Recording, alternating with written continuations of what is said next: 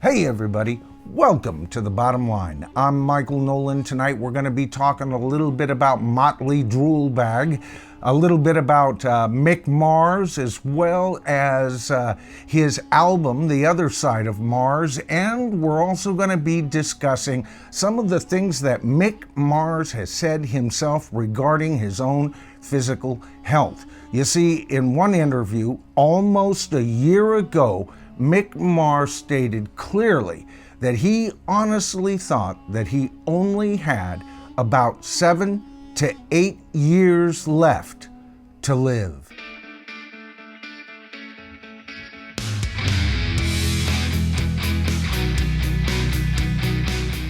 All right, so the best way to get this video started is let's just go to Mick Mars himself.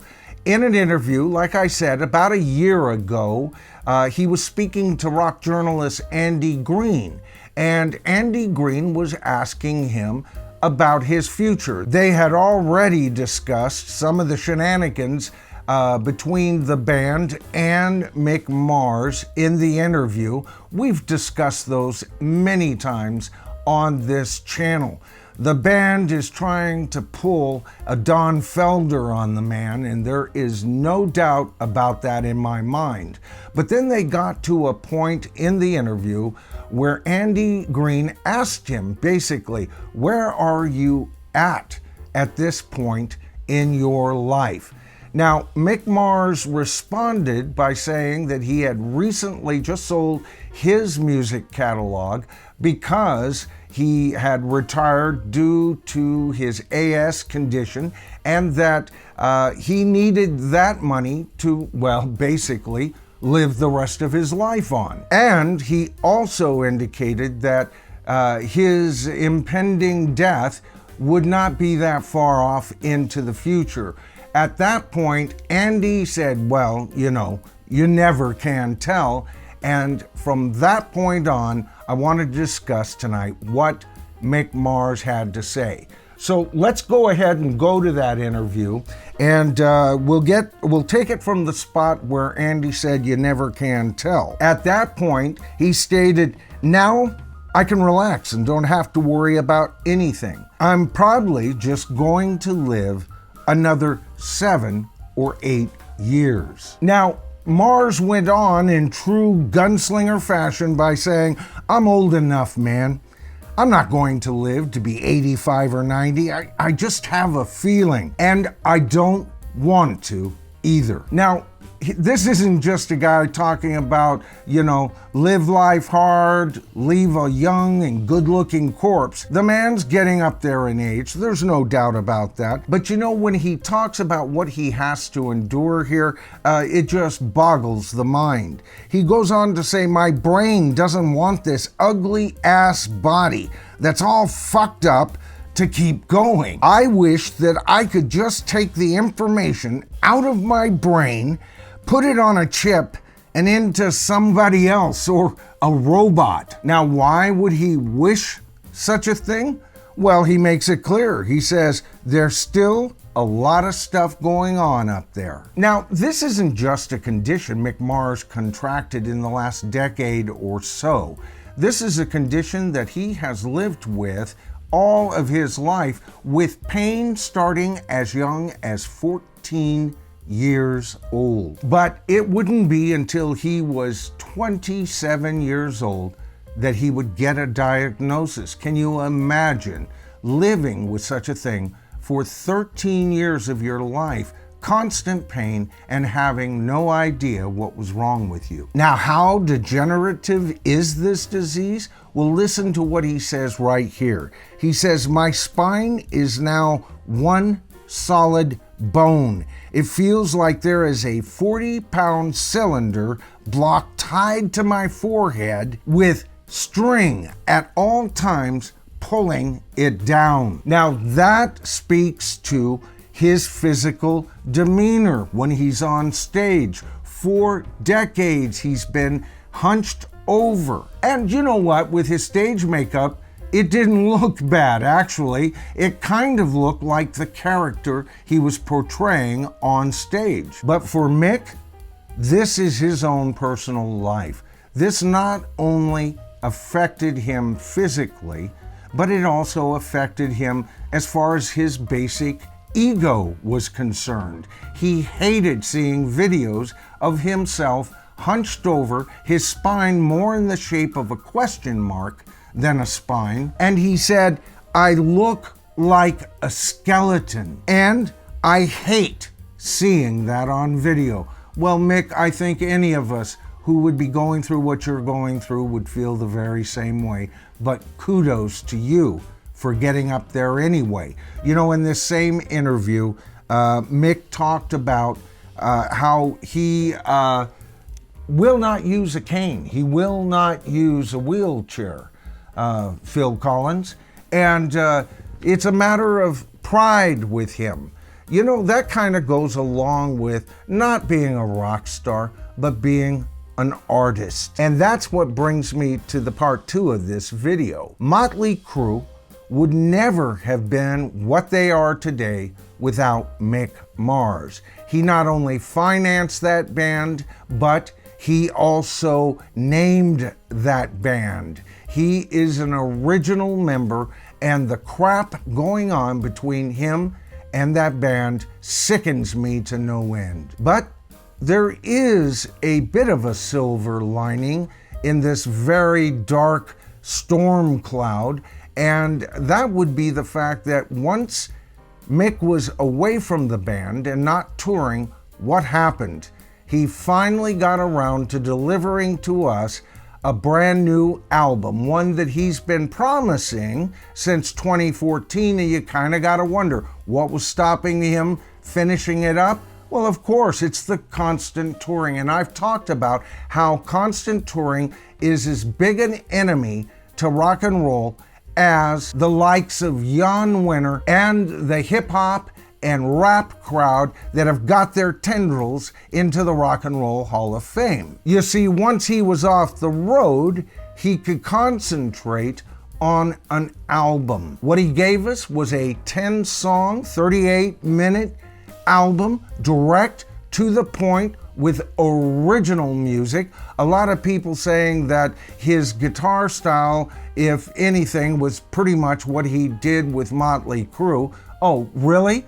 Go figure. But that the album also had a distinct grunge feel, and I concur wholeheartedly with some notes being directly ripped off from Alice in Chains, how they would do their bend notes with their lead singer, and it happens on this album all the time. But again, that's not to criticize the album. That's taking one subgenre from a guy who played in another subgenre and blending them. So I don't even understand why the critics are criticizing his guitar playing at all. The 3 critics I looked up gave this album a 4.2, an 8 out of 10, and an 8.5 out of 10. I'm just getting into the album myself, but I gotta tell you, I loved his first 2 cuts that came out, before the album came out, the first 2, I guess, singles, right?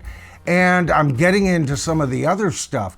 And you know what? Those singles are now sounding like the more slipshod of the material he has to offer. He writes on the album and co-writes on this album. He's got a great solid band, and do you know what? He did this album with his own freaking label. Do you know what? He was only going to put out about 2,000 copies of this. He didn't think that anybody'd be interested in it. Surprise, surprise, and this album is making this man some money. Not only that, but he says he has material left and is working up on a follow-up album. Now, keep all of that in mind, folks, because this is important.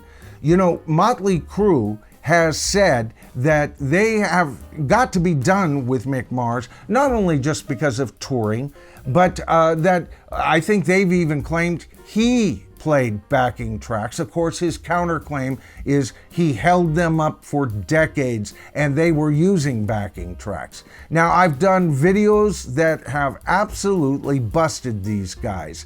I haven't actually seen a video where Vince seems to be lip syncing, but I've seen a lot of videos where the man can't remember the words and just babbles on, and his voice croaking the whole time. But I have seen videos of Tommy Lee sitting his ass on the drum throne long after the drums even began, and Nikki Sixx doing an impossible bass line because his bass isn't doing what's coming out of the speakers. So who do you believe? Now, since they got rid of Mars, they brought on John 5, a band that has to number their members. You know, we've got Nikki Sixx, John 5, and a drummer known more for his sexcapades than his actual drumming skills, and a once fine-looking lead singer with a great voice who gave up long ago into the excesses of his lifestyle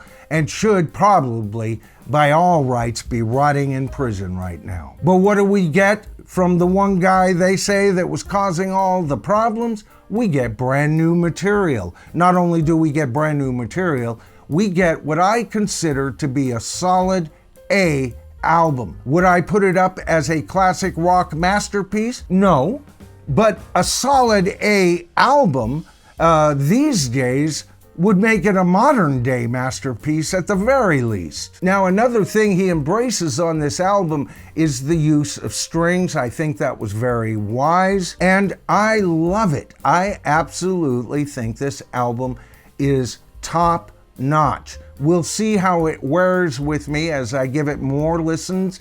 You know, the weather's starting to warm up. I'm getting ready to go on my walks, and I definitely want to devote some time to this album because it is clearly a notch above what we're seeing coming out with a lot of younger artists today. But you know, that brings us back to this whole idea.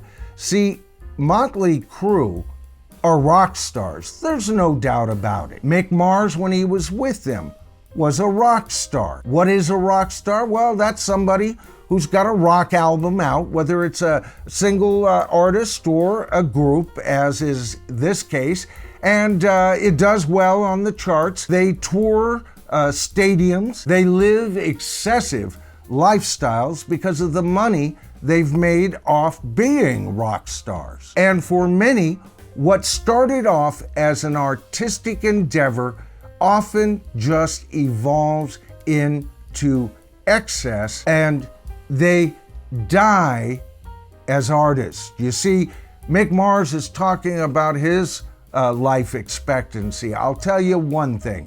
With the release of this album, if Mick Mars passed away 5 minutes from the time you see this video, I'll tell you right now, it would serve as a very honorable epitaph to what? Not only a rock star, but a recording artist. You see, that's my problem with Mötley Crüe. They are nothing but rock stars and have long since been considered anything of a recording artist, and some would say that even there at the end of their most proficient time, they basically tried to record stuff that sounded more like a party going on than to say anything as far as an artistic statement with their releases. You see, I'm at the age that I thoroughly understand what Mick Mars is going through on a small scale, and I don't like it anymore. Every time it seems like I look in the mirror, I wonder where my face went to. But you know, that's part of life. That's part of what we all go through. Add that very basic reality into the mix and throw in a degenerative disease on top of that. Now, keep in mind, he sold his catalog. It's not like the man is hurting for money. The man is hurting physically, but he's also hurting to create. The creation process is always painful, folks. If it wasn't, it's not creative. The creative process is pushing you beyond your own physical, mental, musical, and spiritual limits to create something that's just a bit better than the last piece you created. In the end, I'll take The Other Side of Mars, an album that I've purchased, that I own, and I've never owned any such thing that had to do with Mötley Crüe. I've called them nothing more than trailer trash rock and roll, and I stand by my statements firmly. But Mick Mars, the Rooster Cogborn of rock and roll, as far as I'm concerned, won't let an eye patch put him down. You know, I can just see him hoisting himself painfully onto a horse, grabbing two guitars in each hand, with stirrups in his teeth, and charging at the Grim Reaper himself. You know what? This man has shown me something, and I've become, for the first time in his or my life, a Mick Mars fan. This man is one of the good guys, and I'll tell you another thing. This man is an artist. All right, folks, I hope you enjoyed the video tonight. If you did, please give it a thumbs up. That helps the YouTube algorithm give it a wider audience. I've talked about that until I'm blue in the face. And if you haven't subscribed to the channel as of yet, I don't know what you're waiting for. Over 1,500 of you have done so in the last 28 days. Welcome to the tribe. And you know what? All those people had to do was hit that subscribe to the tribe button, tap that top bell icon. Always tap that top bell icon.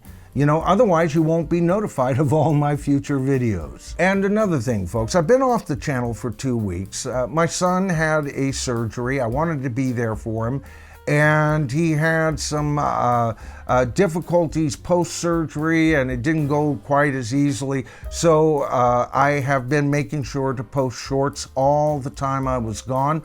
But I'm back. He's doing much better. For those of you out there that knew he was going through the difficulties, I thank you for your prayers. Boy, you know, ever since I started this channel, first in 2022, I was in for surgery. Then 23, as longtime viewers know, my wife was in the hospital. And now it's 2024, and they got my son. I don't like that.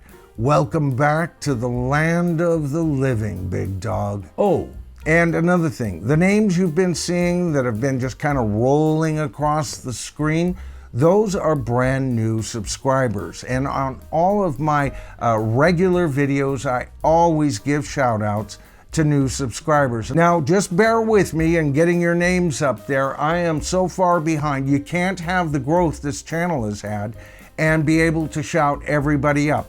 But I check you off. I subscribe back to your channel, by the way. And if you haven't seen your name up yet, it is coming. All right, I want to hear from you guys tonight.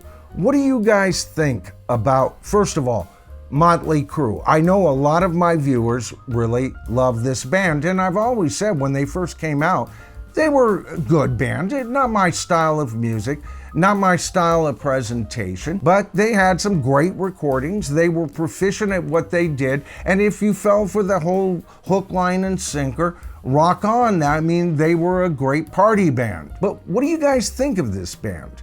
As it stands today, as it stood even 10 years ago, or even back in the 90s or before? You know, I never listened to this band when they were out, other than if they were on the radio. I might give it a listen, some of their better stuff, but I couldn't help but know about this band just on Tommy Lee's sex life alone, or the multitude of times that Vince Neil should have gone to jail. But I'm not the big Jello sheriff that gets to choose which bands get to be iconic and which don't. I want to hear from some of you Mötley Crüe fans on how you feel they've treated Mick Mars, because I think it's abysmal. All right, folks, I'm Michael Noland. This is The Bottom Line, or at least as I see it. This is just my opinion, folks. All I do is speak first on the channel. You guys carry on the conversation in the comments, all right? Because you know what? In the comments is not only where we become a tribe, but it's in the comments that we are the tribe.